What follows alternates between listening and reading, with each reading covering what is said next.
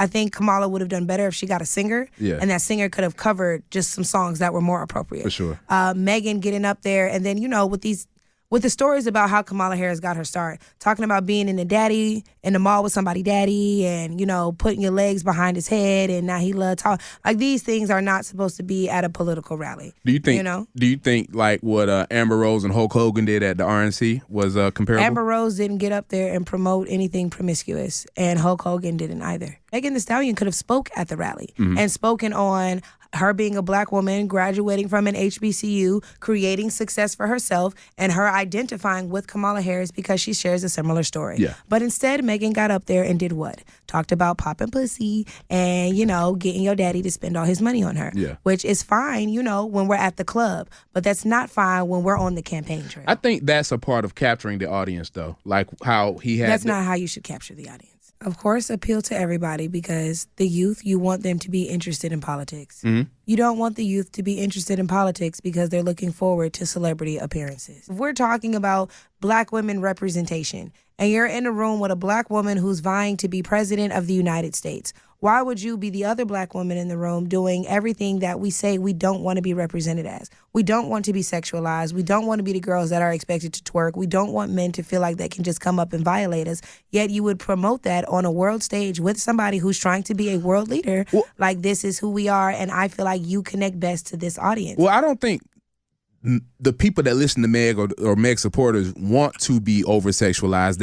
I don't think they want to be assaulted. Why would you put that on a world stage? That wouldn't, again, because women like representation. Women all like about representation. Exactly, and women like that exist. There are women. There are educated women, and they don't act like that at work. You having an audience and being given a platform, you should represent your people in the best way possible. And again, on the world stage, you got a passport. You seem like a well-traveled man. Mm-hmm. You don't want to go to these other countries and wonder why they have these stereotypes of us. Because when they turn on the TV, that's all they see. Black people need to understand that. Other people who come here are not racist because they think black men are thugs and black girls like to get ratchet and have sex all the time.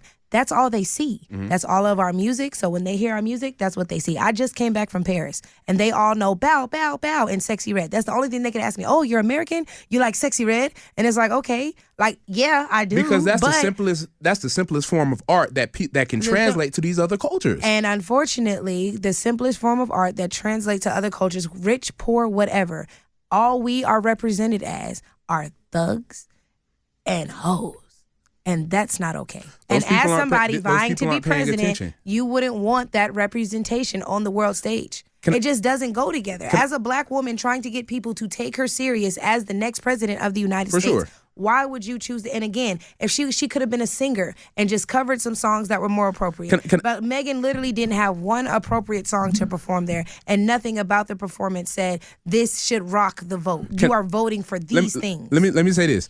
I think what you're saying may or may not be true, but guess what?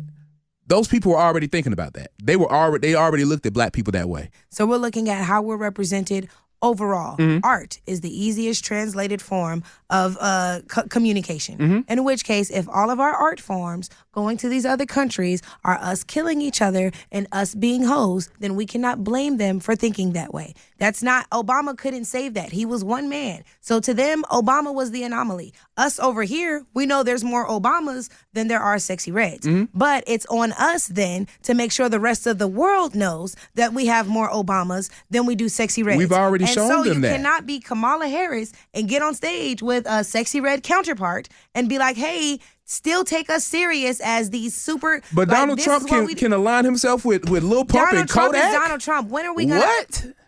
Donald Trump is Donald Trump. A rich white man and a black woman have different life experiences and different plights. Just women, period, have a different experience when climbing the corporate ladder. Women, period, have to move differently when climbing the corporate ladder. Look at this. Kamala Harris suits are never too tight because she doesn't want to be sexualized. Kamala Harris's heels are never too high because she doesn't want to be sexualized. Kamala Harris doesn't do her hair too long. Because she doesn't want to be sexualized. So why in the world would you go and make sure that your appearance is what something black women can be proud of. But then you would align yourself with the very thing a lot of black women over the age of 25, most black women over the age of 25 do not want to be looked at as a Megan Thee Stallion. We hate how Love and Hip Hop is a horrible representation of us as black women, of us as black people. It absolutely is, but I look at Love and Hip Hop as empty calories. It don't mean it don't mean shit. The rest of the world doesn't, though. The rest of the world thinks that that's how black people really are. As many people who should support